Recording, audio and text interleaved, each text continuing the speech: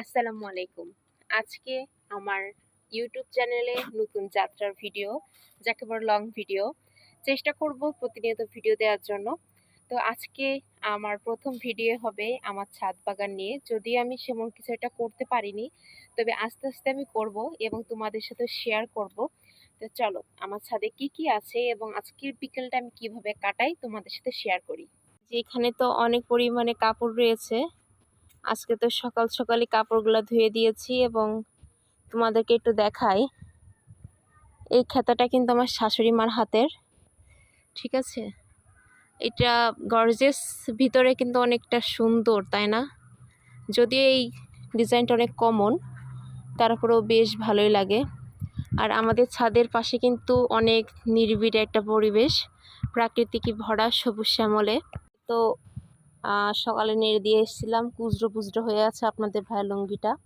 এখানে তো মালিহার যেই খেতাগুলো সেখানে আছে, আর এখানে তো হিসু করে দিয়েছিল বাবু, যার কারণে আর কি একটু রোদে দিয়েছি। যদিও বেশি দিন হয়নি কিনেছে, তাও নতুনই আছে। তো এখানে আর একটা খেতাও আছে, এই খেতাটাও অনেক পুরাতন হয়ে গেছে। এখানে এই যে একটু ড্যামেজ মতন হয়ে গেছে। আমার বাড়ির চারপাশে কিন্তু রাস্তা, ঠিক আছে।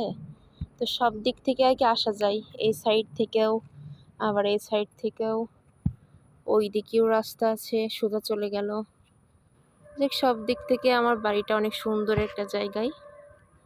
তো দেখো চারিদিকে কিন্তু সবুজ শ্যামল। মাঝখানতে ওই যাবার হুকিম আছে, সূর্য মামা। যদি এখন 3টা বাজে, রোদ এখনই চলে যাবে। এখানে তো কিছু অ্যালোভেরা গাছও আছে আমার ছাদ বাগানে।